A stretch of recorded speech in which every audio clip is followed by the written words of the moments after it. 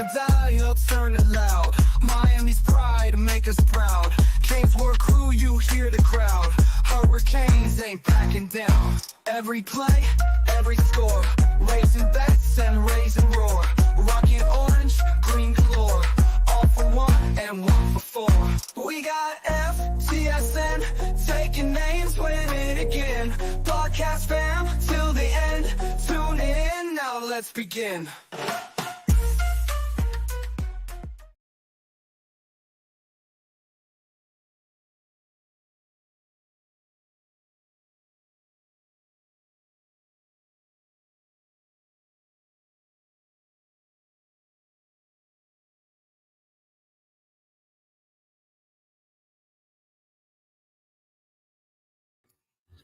What's going on, Cane fans? As y'all know, this is another episode of the Canes Word Daily Podcast. I am your host, Brad Tejeda. I don't know about y'all, man. I got me some Red Bull. It was a long night last night. Everyone on the East Coast, like myself, you were up till about 3:30 till that final whistle blew. And if you were like myself, man, you couldn't sleep after that. What an amazing comeback. The largest comeback victory in college football this year by our Miami Hurricanes. I had the privilege of being in the Hard Rock last week on Friday night when we had that amazing last play over Virginia Tech. And I thought that was one of the most incredible moments in Miami history for myself. And not having the ability to go to California this past weekend I was definitely jealous of all the Cane fans that went. So shout out to y'all, whoever traveled. And just watching it, man, live. If you guys are subscribed to this channel, we had about 600 fans tuned in with us last night, all the way till 3:30, 4 o'clock in the morning. We had some Cane fans, my boys Bo and Eric, chopped it up with us. We had Malik Rozier, former quarterback for the Miami Hurricanes, hop on with us as well throughout the game, kind of give us, a play-by-play breakdown going into the fourth quarter. Really keying in on a guy like Xavier Restrepo, depending on the defensive matchups. And hey, man, well, we had faith, in that second half that we were going to come back and win this football game. And our boy Malik ended up jumping in the pool on the stream as well, man. So if you haven't watched that, make sure you do. But crazy victory, right? 25-point deficit that Miami had in the third quarter. I mean, we've gone through adversity, right, in the past couple games, whether it was USF trailing for the first time throughout the football season for maybe 5 or 7 minutes in that quarter, and then ultimately never trailing after that football game. Then you fast forward to last week against Virginia Tech. We trailed most of that football game. A guy in Cam Ward, really was doing a little bit too much at times. And I think between him and the defense really put us in a bad spot. I got my boy Bo with me as well. He was watching the game with us. Bo, what's up, man? Oh man, what's going on? My heart finally settled down. That was one of the craziest things I ever. Man, I don't know. I feel great, but I also feel a little guilty. I don't feel guilty actually. I'm relieved, but during that whole thing, I just kept saying they doing it to me again. I was like, you remember that? You ever seen Ice Age, right? Yeah. With Sid the Sloth, he was like, they do this every year. That's how I felt, bro. I was like, they done got my hopes up again. I'm thinking Miami, but man, props to everybody, because even during halftime, you get on Twitter, you see people calling for jobs, calling out the players, which the players should have been called out. But man, old Miami loses that game. Like we said it, like old Miami loses that game 100%. They don't even make a comeback. Like the game is just over. But man, it's something about having Cam Ward on this, and that thing gives everybody a confidence, gives the fan base a confidence, and it's a beautiful, man. It's just a beautiful thing to watch. And it's the only thing. What makes it better is all the haters out there, all these Gator fans, Noel fans, man. They want us to lose so dang bad. It's funny, man. I was getting people were tagging me and stuff at halftime, and then once we won, I got to come back at them. Everybody and the people that woke up shocked because they thought we actually lost that game. Man, I tell you what, first and foremost, you talk about the different fan bases that literally stayed up till 3:30 in the morning with us praying on our downfall. And to your point, a lot of these rival fans, they're pretty upset right now, right? You're getting one of three things as of right now, right? It's you still haven't beaten a good team, right? So they're still not giving us credit for beating good opponents, which we'll get to that in a minute as far as strength of schedule of who we played so far. But we either have not played good teams, the refs continue to bail us out 2 weeks in a row, right? Or the third one, which I thought was funny, was Cam Ward yet again has to throw for 50 plus passes for you to win the game, right? And just all three of those things alone that you're hearing from rival fan bases and just haters in general is just absolutely comical. Because if this was flipped the other way, they would be doing the same exact thing. Not to mention, Miami is a program that is usually on the opposite end when it comes to penalties. And we'll go over some penalties yet again. We did it last week against Virginia Tech, but yet again there were a lot of penalties and things missed for this game to where it could have gone either way as far as the Cal fan base really being hurtful over some of these penalties, and then at the end of the game ended up throwing water bottles and stuff at our players at the end of the game. So I mean, saw that. Yeah, I mean, man, it's like I said at the beginning of the year. Well, I'm not gonna say at the beginning, but after the Florida game, like the only people I see, especially with our schedule, the only person I see in beat Miami is Miami. And last night in that first half we tried to beat ourselves. Missed tackles again, those big plays. Like their offense wasn't just that good. Like they just had big plays on us, which we can't allow. And the offense wasn't clicking, but yeah, it looked like we were getting ready to beat ourselves again. I was never worried about Cal coming out and just beating us, but luckily those boys got it together in that second half, and they made it do what it do. They made me proud, man. They made me real proud. Not only did this team make us proud back-to-back weeks yet again, I mean, every week so far, right? Especially us living in Gainesville, what they did that first week of the season and really just shutting up this Gator fan base to where they've been quiet ever since alone. But I mean, look, guys, we've been trying to tell you this from the jump ever since Cam Ward decided to be a Miami Hurricane. Get on the Cam Ward train as soon as possible, because this man is elite. He is one of one. There's nobody else in the country like him. And there's only a few places in the world that you can get a Cam Ward #1 Miami Hurricane jersey. And there's no better place than at Caneswear at 2655 South University Drive in Davie, Florida. If you can't make it into the store, you can always go on their website, caneswear.com. They got all the new Cam Ward jerseys. Doesn't matter what colorway you want, whether you want it for you, your wife, your girlfriend, or the kids. They got it all, and they also got a lot of new coaches polos, and they're even going to be getting the new Alpha Boost Adidas that just recently came out.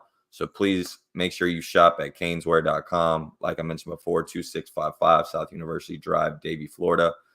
But, bro, Cam Ward is him, right? I mean, the dude, yet again, this is 2 weeks in a row where he shot himself in the foot a lot, right? And I think this time was even more nerve-wracking because the easy opportunity, which is usually things that Cam Ward doesn't really overlook, were clearly there throughout the football game, whether it was the easy checkdowns to your running backs or the tight ends in the flats or just the wide receivers that kind of had that 4 or 5 yard route to where you didn't necessarily need the big play on second down, but he was really trying for home runs very early on. And then, of course, with the turnover and whatnot, it really got us in a bad hole in position. But I really did think that our running game, for the most part, was really well and established, especially early on. What would you think about that, Bo? Yeah, I mean, I think Cam. Can you hear me? Yeah. Who said Bo abandoned his team? That's Eric.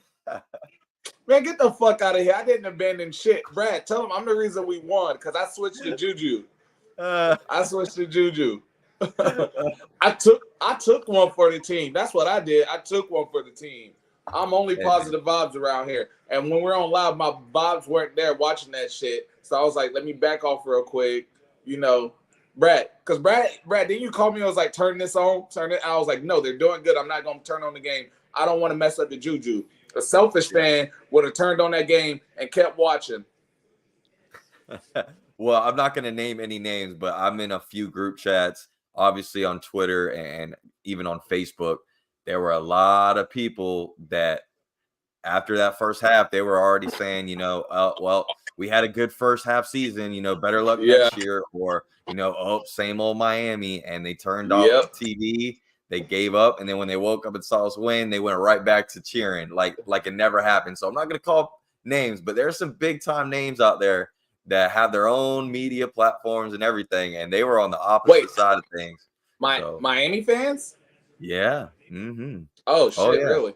Yeah, they lost hope. They lost hope for sure. But hey, at the end of the day, we got the W. That's really all that matters. And obviously, as y'all know, we're chopping it up about our Hurricanes team getting another W on Sunday. And obviously on Sundays, new polls come out for college football. Miami has now moved to number 6.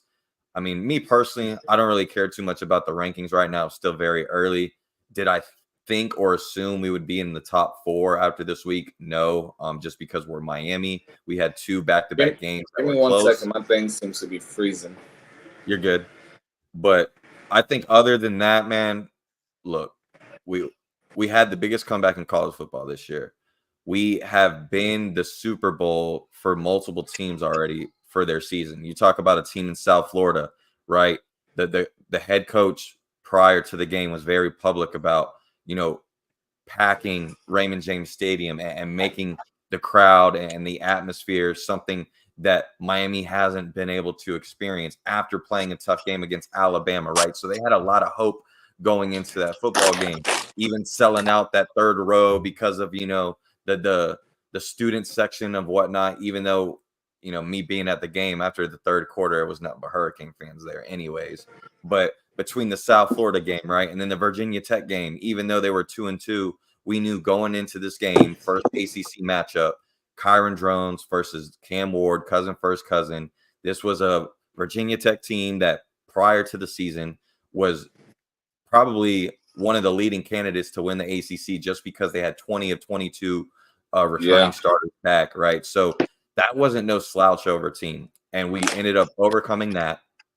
And even though the game was close, we got the W. You're seeing each and every weekend how hard that is alone to just consistently win football games. Alabama goes down. Ole Miss goes down. Missouri goes down. Tennessee goes down. Countless times other teams are going down. As long as you win the football game, it doesn't matter if Cam Ward throws for 50 passes or if he has 3 turnovers. If he finds a way, if this team finds a way to get it done, especially the defense, right? This past game, defense really shot us in the first half. And again, you saw the adjustments that we make time and time again this football season. Our second half adjustments on offense and defense have been phenomenal this year. And that's what's really led us to getting these victories along with Cam Ward and others. Yeah, no, I couldn't have said it better. Just win, man. That's all that matters. Just win. I don't give a fuck about all this. I don't care about all this other stuff like that everybody's trying to talk about, strength of schedule, who we're playing. Like, you gotta play who's in front of you. Ain't nothing you can do about it, and you gotta win. Just like Alabama, they got Vandy on the schedule. Alabama should have ran over Vandy, but guess what? They didn't. You didn't win the game. Like, if Bama had won that game, nobody'd be giving them credit for it. But when you lose, it's a big deal no matter who it is. So just win, like, be who's in front of you. And back to like what you were saying, I think sometimes Cam Ward is I think he's sometimes a victim to his own talent because he's so damn talented. He can get the ball anywhere he wants to. He can make the big plays. And I think he's always looking for it instead of, taking what's in front of him and what the defense is getting him or giving him. So I think he needs to work on that a little bit. Our run game our run game did a lot better. I saw a lot more out of those boys. So hopefully we can keep that up. But we just got to get off to some fast starts. We got a bye week. We got Louisville. I think this bye week is coming at the perfect time, especially after a game like that. I don't think you want to go into another conference game after going on the West Coast and come in back from a game like that. So we got a great bye, and I think Mario get those boys right. Got a lot of stuff to fix on defense, starting with tackling. Yeah, the tackling yet again, I mean, was not up to par after the first couple weeks where we were doing phenomenal, right? Especially against that Florida game. But I will say this, we'll get into specific guys that we personally thought stood out for this team on offense and defense. But before we get into that, I gotta share this, man, because this right here, I need people to feel this real quick.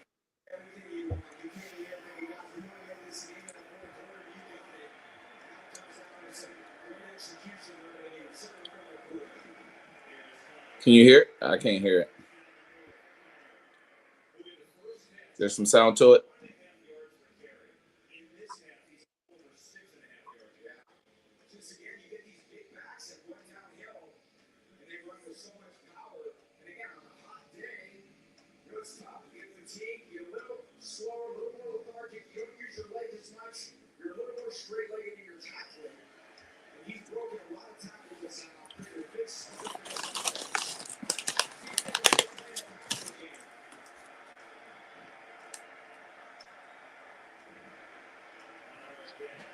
Hey, you saw he said everything my football brain tells me Miami. Listen, all I gotta say is, you know it. You know the story. You can tell the whole damn world this is Canes territory now. That's it. Yet again, Miami Hurricanes go into a opposing stadium, and when that clock hits 0, it's nothing but Hurricane fans in that stadium taking over the building. So I like where we are. We're going to be bringing on a big time guest here shortly too to talk about the game and get his thoughts as well. We'll have our guy Alex Donnell on here shortly. But I want to get your personal thoughts, Bo. Give me a guy on. Let's start with the defense, right? Because I think offense, there's some obvious names there, but on defense, give me a guy that you felt like really stepped up, and give me a guy that you feel like going into this bye week you need to see a lot more from. Okay, well, so I'll start with the last one. You said somebody I need to see more from, and I don't want this to sound harsh, but there's got to be Ruben Bain. And I know he's just coming off an injury. That was his first game back. He flashed a couple plays, man, but I think and it might just be me because I think so highly of Ruben Bain. I think he's the best in the country. I got to see more from him. I got to see more impact, which don't get me wrong, he had impact plays. But I need to see more consistency. Like, it was some points, I think live on the podcast last night, I was like, is Ruben Bain playing? Because I honestly didn't see him, I didn't see him jumping off the screen like he usually does. You know what I mean? But I'll chalk that up to him, his first game back. He need more reps, he's got to get back in football shape. I mean, we saw him in the pregame when we went to the Virginia Tech game. We saw him working out on field. He looked good, but it's nothing like playing actual football to get you there. So I'll chalk it up to that. But offensively, man, Martinez showed me something. He's finally showing me a little bit of heart. He's putting his head down and getting upfield like he's supposed to. Honestly, man, our team as a whole, and this probably doesn't answer your, but our team as a whole really surprised me, man. Because I'm so used to when stuff not going good for Miami, everybody's head down, everybody's in their own world. Quarterback on this side of the bench, everybody else is on this side. Coach doesn't look like he knows what's going on. But those boys never wavered one time, man. I didn't see one head down, even though my head was down during the game. Those boys seemed like they were just waiting, like, oh, we know it's gonna click at some point. Like, they knew they were gonna turn it on at some point. You know what I mean? They did that, and which is crazy to see for us, Absolutely, man. And one guy specifically that's been, head first into all this stuff, unless you got your head under a rock or something, anything Miami Hurricanes football related, this guy. It's a pleasure to have our guy Alex Donnell on in the building. What's going on, hey, man? Bo, hey, Brad, how you guys doing? I really feel like an old man today. after staying up till about 5 a.m. this morning because I not only got through the game, which ended about 2:30. I wasn't tired really when the game was over, but I had to do radio post game until past 4 a.m. And then like I woke, I don't even know what time I woke up or what day it was. And like I wake up like, did that really happen last night? I mean, this is insane, boys, to be down 25 points midway through the third quarter. And like a lot of people, and I know I ripped them a little bit today on Locked On Canes, but you know, I'm like, I'm a nice guy. I can excuse some folks out there who their social media meltdowns reached a point where like I saw some people saying, fire everybody. This team is terrible. Yeah. I'm going to bed. So you probably had a lot of Canes fans wake up this morning like, what? They really came back and won the game. So I'll give you guys a pass this one time, but never doubt this team again and never doubt this quarterback again because they were down 20 points in the fourth quarter. Like, you're not supposed to win that game. And the other thing I want to bring up before we talk about the rest of it, I give credit where credit is due to Mario Cristobal because people, you know, he's got that reputation of people say, oh, well, this guy, he doesn't know how to manage a game. He's going to screw everything up with the timeouts and the clock management. Just mathematically, if your team is going to come down from behind 20 points in the fourth quarter and win the game, by definition, you cannot do that with poor clock management. Like the clock management was on point. The game, man, same thing last week, not quite as big of a comeback, but a big comeback against Virginia Tech. Like you can't pull off a comeback like that if your game management is not on point. And obviously big credit to Cam Ward and Shannon Dawson, the ones who, you know, Ward especially, because he's actually got to go out there and make the plays and run that offense. But, you know, if people are going to, anytime they feel like Mario Cristobal took a timeout at the wrong time, or didn't take a knee, if they're going to jump all over Cristobal, they also need to give him credit for what was a pretty darn good job managing that clock. Yeah, I completely agree with that. And I think one of the other things is that I don't know about you, but I've been hearing this motive towards Miami Hurricanes through 6 weeks now that everything seems to still be lucky, right? Even watching a guy in Cam Ward and seeing someone like Xavier Restrepo, who in the first half was kind of non-existent, right? And credit that to Cal's secondary, because this was a secondary going into this football game that was one of the best in the country, tied for first in interceptions, specifically Noel Williams, who yet again had another interception, who's had an interception in every game so far this football season, and a guy in Xavier Restrepo going into that third quarter, especially in the fourth quarter, when you have your back against the wall, not only Cam Ward, but when you need those crunch moments, those big time opportunities. You saw early on in the game, X dropped a couple passes. Was it Cam Ward's fault? Was it X's fault? Could have been either one and some of those. But you saw late in that game, when we needed things most, every fan, doesn't matter if you were a Hurricane fan or a football fan in general, you knew who was going to get that ball. And there was nothing you can do to stop it. And that alone is just something dangerous that I don't think any defense in the country is they're going to have issues trying to stop this team, especially if we start to get the running game going, which I thought early on we did. What was your thoughts, Alex, on Mark and Damian specifically as far as the running game? Oh, I loved it. And I love the way they started the game.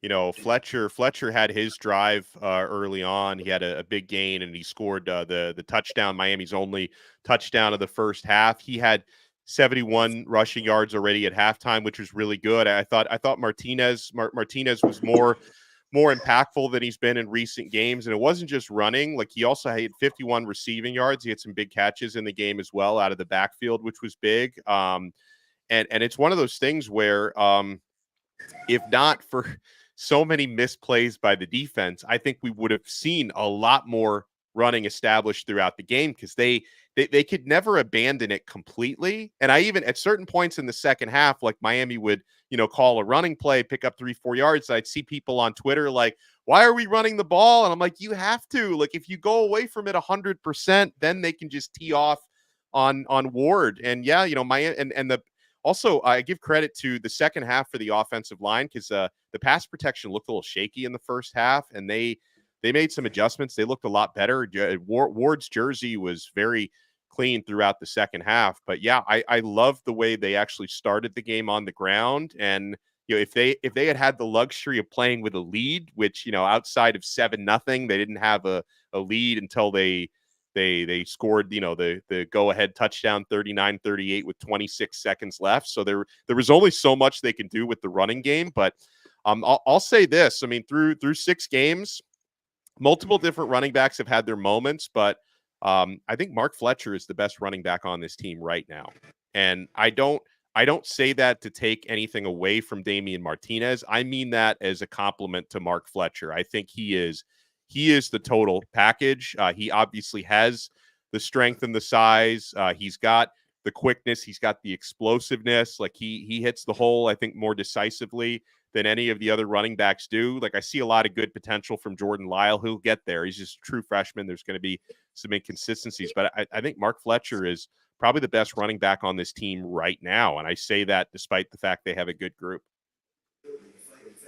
Bo, what is your thoughts on now going into a bye, right? And I think, we're talking about the running game. And when you look really closely at Markel Bell, who's been filling in for Jalen Rivers at that left tackle spot, I would say he's actually not doing that bad in the run game. I would say it's the pass game where it's really kind of hurting us. So I want to get both of y'all's takes. Start with you, Bo. With going into bye, everyone's starting to get a little bit more healthy.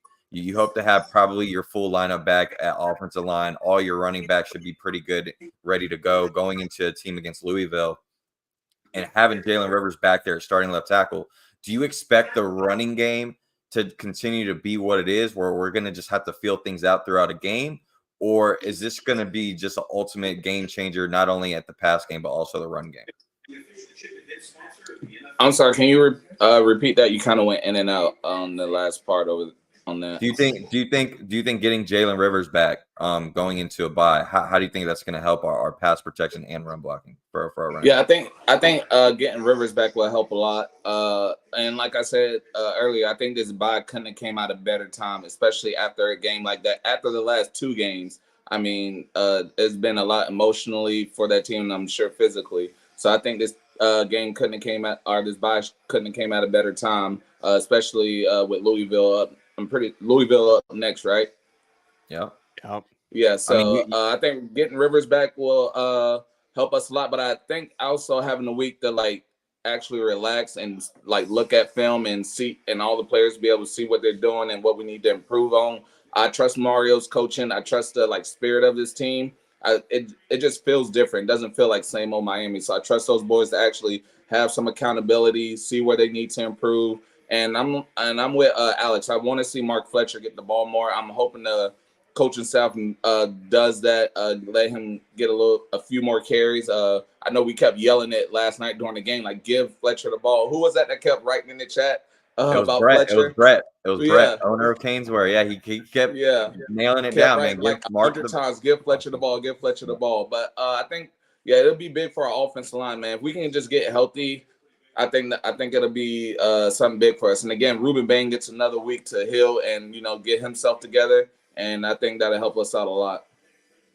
Now, Alex, there's a bunch of crazy stats that we've seen before this game. Whether it's already having 80 or 70 more total yards than the LSU team with Burrow and Jefferson and others right before this game, and now we lead all FBS in current total yards right now. You still got a guy in Cam Ward who seems to be one of the front runners in the Heisman candidate. And one of the interesting stats I saw earlier today was that we ran almost double the amount of plays last night compared to Cal, which goes to show you we knew who this Cal offense was going into this game. They were a team that really didn't push the envelope down the field much. They kind of get whatever the defense gives you, but they can make big plays if you're just not fundamentally sound and miss your assignments or miss tackles. And we saw that very early on that they were able to do that. But in the second half, we made a lot of great adjustments. What was one of the most telltale stats or just interesting things that you came from this win last night, Alex? Yeah, I mean, from a negative standpoint, and this is just inexcusable. And I'm not comparing the opponents because Cal is a good team, but at times it was reminding me of Kevin Steele's Miami defense a couple of years ago going up against Middle Tennessee with all the busted plays. Like, it reminded me, and Cal is a much better team than Middle Tennessee. I take nothing away from them, but at the same time, to give up 4 passing plays of more than 50 yards, like that can't happen. Like, if you're a team with ACC championship ambitions, college football playoff ambitions, like you can't have that many breakdowns, and thankfully Miami was still able to win this game. But, I mean, you're not going to win a whole lot of games. Maybe I'm wrong about that, because they've won games 2 weeks in a row despite some pretty bad mistakes, but you're not going to win a whole lot of games when you give up that many explosive chunk plays. So giving up all those 50+ yard passes, passing plays, was a big one for me. Another one, like on a positive point of view for Miami, was how much offense Cam Ward accounted for in the second half. I think it was 277 total yards, including 250 yards in the second half of that game. And that's, again, it goes to show, you talk about running. How many games was it? Like 85 plays or something Miami ran in the game? I know it was some 86 plays to their 49. 86 plays run in the game. And I don't know what the split was, but I would imagine at least probably 2/3 of those were in the second half, and probably a good chunk of them were in the fourth quarter, because the drive chart, for Miami's final 3 drives were touchdown drives. The final 3 drives for Cal were a punt, and the Kiko interception to seal the game. So, Miami finally the defense showed up. And when we talk about, Bo was talking about how important the bye week is, I think probably the most important thing outside of getting guys healthy, I think the other most important thing for the bye week is just a little bit more. I think there's got to be a lot of assignments gone over and drilled with the defensive backfield, because, man, they looked lost at times. Like, and it's one of those things where I don't know from where I sit how much of that was schematic versus how much of that was strictly on your personnel. Either way, you need to get that right. You need communication. You need better understanding, no matter whose fault it was. If people want to blame Guidry, or if people, want to blame Javis Jackson for whatever techniques, or if people want to blame the players themselves, I don't care who you blame. We just need to figure it out, because the secondary needs to show up, because the last 2 games, they've been exposed a little bit, or they've been exposed a lot. Like, it's not the last 2 games, they've looked like the defensive backfield that a lot of people thought that they could be, because that was the most uncertain part of the team heading in. Hey, just to touch on what Alex said, I agree with everything. But the good thing about that is, I think these are easy fixes. Like, make the tackles, like put yourself in position. Like, I feel like we're in position, we're just not making the plays. Like, I don't think it's anything from like a lack of talent standpoint where our defensive backfield is just that terrible. I don't think that's it at all. Like, I don't think they're the greatest, but they're in position. They're just not making the plays. So I think it's easy fixable stuff that good coaching can overcome. So I'm with you, man. I definitely want to see that. And like I said, it's easy stuff that can be fixed. These don't have to be issues. We can work these out. Yeah, and Alex brought up that finally moment, and I think one of those other things that was a finally, especially last week, being at the Hard Rock, me and you, Bo, and obviously Donna as well, that call against Virginia Tech, right at the end of the game, the long review, it was like, man, this is pure Miami Hurricanes football, where we finally have the opportunity to go through these obstacles, fight through it, and get to this last opportunity. And it goes to the ref's hands. And it was clear that it was not a catch. And we got that finally moment last week where the refs made the right call, right? And even after that win, you had rivals and you had haters saying, oh, there was a bunch of missed opportunities that Virginia Tech should have won. And again, we brought up many other instances where there was still a lot of missed plays, penalties that should have went our way, and it didn't, right? But at the end of the day, we got the W. Fast forward to last night. There were so many plays that were missed. I mean, let's talk about the running back for Cal that had the long touchdown where he clearly stepped out of bounds. And I don't know about y'all, but I'm pretty sure in that fourth quarter, every big play and every touchdown was reviewed. And I also know that every touchdown in general can be reviewed. And that play that I'm talking about was a touchdown. So why was that not reviewed? I mean, you got that. You got the Sam Brown pass interference on 3rd and goal when Horton scored, where he clearly wasn't nowhere near anybody. The no call face mask at the end of the game for Cam Ward, Yeah. or even the targeting call, right? With Wesley Bissainthe, when you really slow that down, he did lead with the shoulder. What's y'all's thoughts on that finally moment? Once again, we battle through adversity. We come back. We do everything we need to execute. And then yet again, some of these moments rely on the refs and we get the right calls. Well, I'll say that I've been arguing with a lot of people for the last several hours about the quote, it wasn't called targeting, but about the Wesley Bissainthe targeting. But it's like, first of all, like I looked up the definition of targeting in the NCAA rule book, and it's like very vague. It's like I'll see if I can pull it up actually again, because I just had it open. But I had closed it out for some reason. All right. It's when a player uses any part of their body hold on. That's not the college football one. It was a very, I'll find it later, but even like the definition of targeting, like it doesn't really make any sense.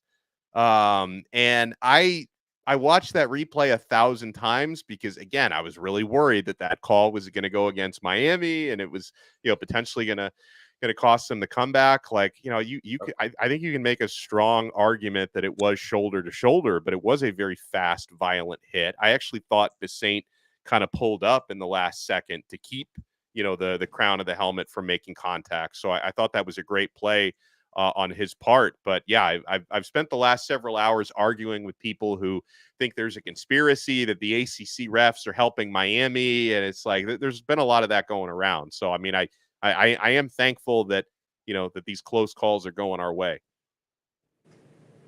Bo, what did you think about the last calls? Yeah, I think it's what Alex saying about this conspiracy thing. Like, I think it's laughable to think that the ACC or the college football world wants to see Miami on top. We all know nobody wants to see that. We see all the hate on the internet all week after every game. Like, I promise you, Miami, nobody wants to see Miami get those calls. You know what I mean? But I think we're getting the right calls. And I mean, as far as for that targeting, to me, the quarterback he ain't have enough bricks in his back pocket. That's why it looked more violent than what he was. He's lighted in his ass, and Bissainthe came and laid the wood to him. I don't think it was anything vicious. Like we've seen way worse hits. You know what I mean? That was like a peewee tackle, if anything. The kid is just light, so it looked worse than what it was. But yeah, all these people talking crazy about Miami getting this, Miami. When have you ever heard the refs been on Miami's side, or people wanting to see? I mean, I believe like football purists want to see Miami do good, because when Miami's good, Texas good, USC is good. It's great for college football as a whole. But I don't think a lot of people want to see Miami be good, because they remember what it was like last time we were running college football. Hey, and again, last time we were running college football, we should have 6 championships, and it came down to what? Yet again, the referee making the wrong call. Exactly. Right? But hey, man, we have seen back-to-back weeks. We've seen from the jump, whether it's spring practice, fall practice, every week, when you need that moment, when you need that big play, our guy, Cam Ward, leads us to the promised land. And I've tweeted it. I've talked about it many times. Right now, the scariest thing in college football is when Cam Ward has the football last. There's nothing else in college football more scarier than that right now. Mahomes vibes. He's Mahomes vibes, yeah. man. It really is. You do not want him to have that football last. You do not want Cam Ward to have that football last. And he continues to show you that. And I mean, not just him, but just everybody on this team, the way they battled through adversity. I'm going to ask you one more or 2 more questions, Donna, before we get you out of here. I know you had a busy weekend. Give me a player on offense and defense besides Cam Ward, obviously, that you really have been really proud of through these 6 weeks. It doesn't even have to be specifically last night's game, but just overall. I mean, we're pretty much halfway through the season. On your semester report card, who gets those A pluses for you? One that jumps to mind, CC Maui Noah. he's been so solid on the right side of that offensive line. And, I compare, I'm still not sure if he's given up a sack this year. I don't think that changed in yesterday's game, but he hadn't given up a sack coming into it. I don't think that either of the sacks Miami gave up came from him. And like I remember when he started every game as a true freshman last year, and sometimes he was a little sloppy at times, committed some holding penalties. I don't see that stuff from him anymore. I think CC is a future potentially first round draft pick probably after next season. That's one that really stands out to me. The tight end play in general, Elijah Arroyo has he's become elite. Like he's one of the best tight ends in the entire country. I'm proud of some of the plays that Riley Williams has made this year, including the big one in the Virginia Tech game when Cam Ward flipped it out to him. And Elijah Lofton, we see him kind of in spots, like small spots, and he made a big catch in the game yesterday. And Cam McCormick, he's scoring he's probably scored like triple the touchdowns that he had like in his career, what he's been doing this year. So the tight end room has really been something that has stood out to me. We were talking earlier about Mark Fletcher. I'm really proud of him because let's not forget he recovered like months ahead of schedule from what a lot of us thought that injury would be. I feel like they're probably using him a little sparingly coming off of that, but he's really made the most of it. On defense, I know we're not coming off the best overall performance, but Simeon Barrow is someone who's really popped and stood out over the last couple of games. Akeem Mesidor also made a big play, yesterday. I know he's been banged up at times this year.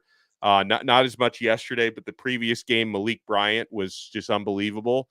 And Wes Bassane, he's been playing super well. Oh, yeah. And I know some people will say, well, that guy committed targeting. I don't think he committed targeting. The officials decided he didn't commit targeting. That was a huge hit that he put on yesterday. He's been really good this year. I'll tell you another name. I mean, we were bringing up some linebackers too. I think another guy that every week he gets more opportunities and he seems to be a lot more comfortable now in his second year at Miami, and that's Popo.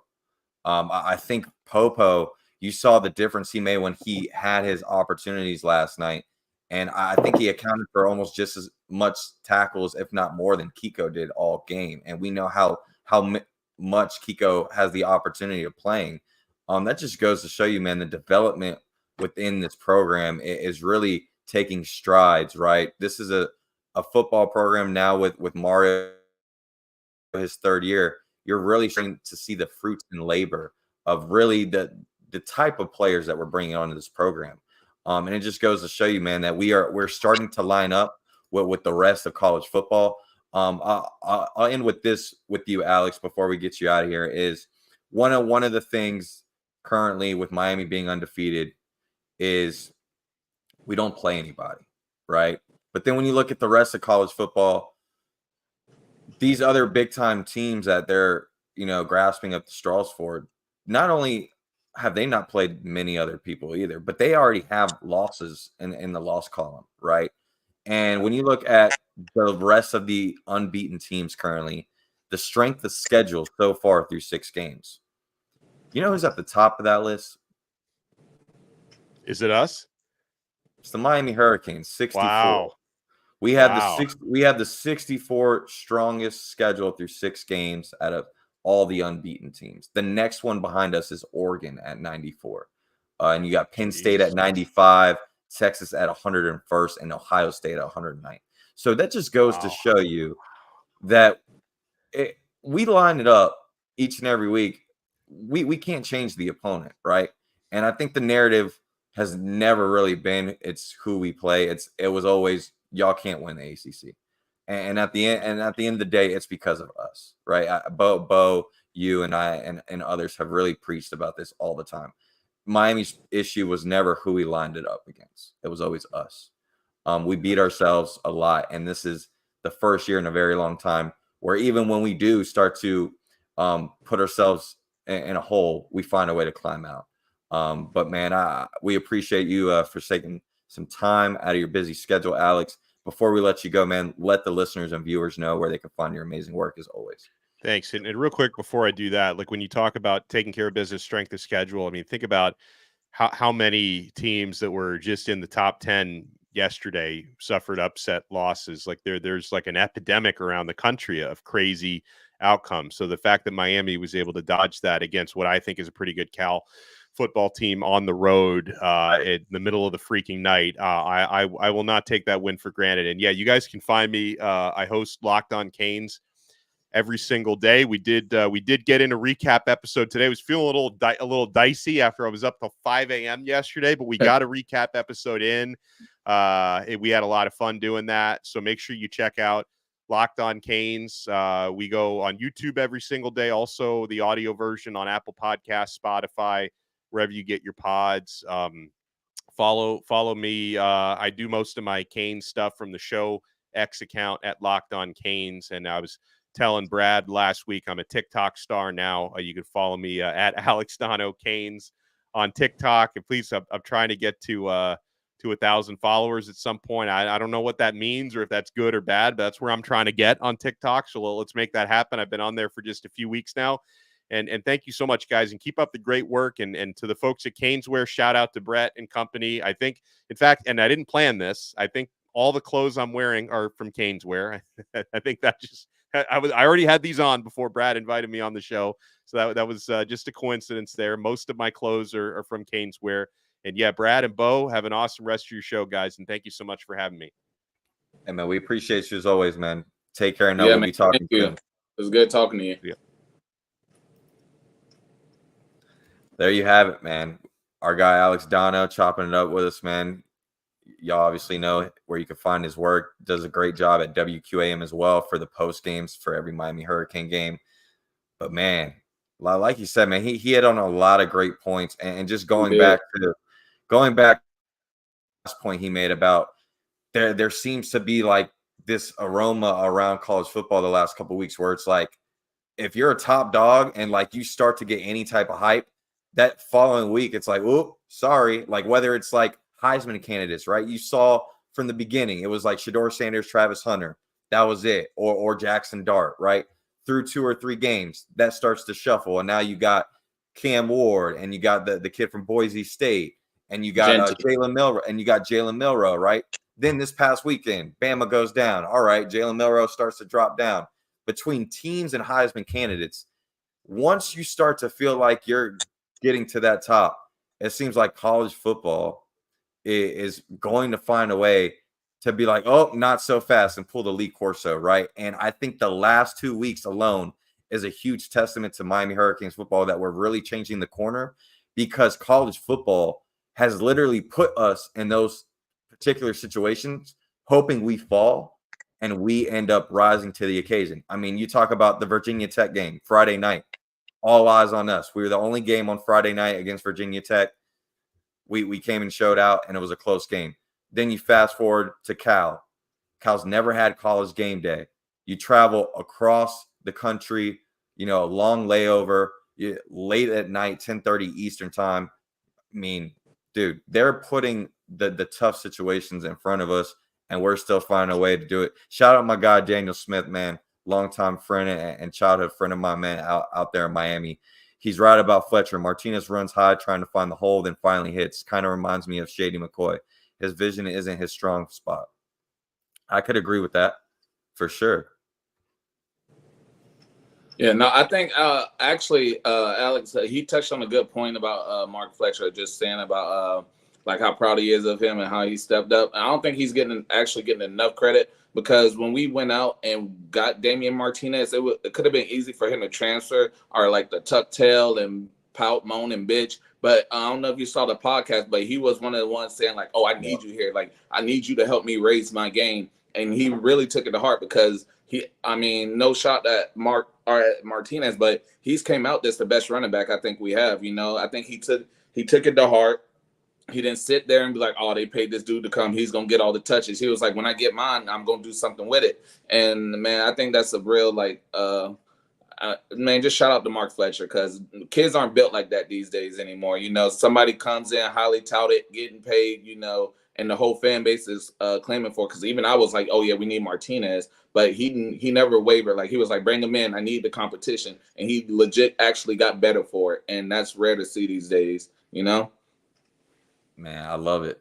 And speaking of wavering, I mean, as y'all know, if you don't know by now, whether you're a Hurricane fan or you just love college football, you should not waver against the U, and you should not waver against Cam Ward this football season so far. Man, we come out on top, man, where we're enjoying the ride. And as y'all know, we got a bye week coming up, so it's gonna be a long week, a long good week for our guys to get fully healthy. We hope to pretty much have our starting offensive line back from week 1 going into Louisville, which again is going to be another tough conference game. Like I mentioned before, this is a Louisville team that, again, similar to Virginia Tech, this is an ACC opponent that seems to, not necessarily have Miami's number, but gives us fits and problems at times, to where we talk about the big play ability. I mean, this is a Louisville team that usually creates big plays, especially against Miami. And if you're a local guy from South Florida, like a Don Chaney, like a Ja'Cory Brooks and others, these guys are going to be going into this football game with a huge chip on their shoulder, wanting to prove a lot, especially Don Chaney, knowing him personally. He's definitely going to want to make sure he does the best against Miami. So again, like I mentioned before, another week that we're going to get Super Bowl mentality from another college football program. So we're going to have to play our best. But this next, I watched that SMU and Louisville game Saturday, and both of those boys were putting up points. So we gonna have our work cut out for us. I mean, we gotta use this bye week and get focused and get aligned, because we can easily, what could have happened at Cal could easily happen with Louisville if we aren't careful, because those boys can put up points. They're fast, they're aggressive. So, and like you said, we have former players that have a point to prove too. So you got to take that into consideration. Yeah, man, absolutely. Well, we're about to hit almost the hour mark, man. This is a perfect timing. We're kind of done with Canes football talk. To close out the last 10 minutes, man, let's talk a little bit about some of these NFL games today. Obviously, us being a Canes podcast, most of the viewers and listeners that are NFL fans are probably Miami Dolphin fans as well. Man, they had a close W today. We were sitting at the bar at a local ale house today, next to a Miami Dolphin fan, man, and it felt like last night when we were watching the Hurricane game, man. He was going through it, the ups and downs leading up to the final drive, but the Dolphins were able to get it done without Tua, and I believe he'll be coming back in the next couple weeks. How's I think the Colts ended up losing, right? I know that's your team. Yeah, we lost. We never win in Jacksonville, so there's no surprise there. Was there a surprise game today, or even like a better parlay of yours that either boomed or bust? So I put in a couple live bets. I caught for live bets. I caught Texans, and these games were still close when most of them were losing when I put these in. But the Texans to win, I took the Ravens +3. I took the Patriots to win, and I took the Colts to cover. I took the Colts at +7, and the damn Patriots cost me. Oh, they're the only ones that cost me. And that poke touchdown I thought was a touchdown. I thought I had it. Remember we watched that? Yeah. But yeah, man. So right now I'm just relying on my anytime touchdown. Oh no, I just checked. All my live bets are done. God damn it. So well, hey, you still got the 8:00 game tonight and the Monday night game tomorrow. So there's still plenty of time to make it up. I think I still got one more bet I got to put in for me. So I'll probably do it tonight or tomorrow, depending on how this Cowboy game goes tonight. As y'all know, I'm a Cowboy fan, but I don't really I don't talk much about the Cowboys. I kind of already know who we are, and we got a depleted team this upcoming week tonight, and I don't see us winning this game, man. Matter of fact, I got a lot of Pittsburgh on that 2.5 for sure.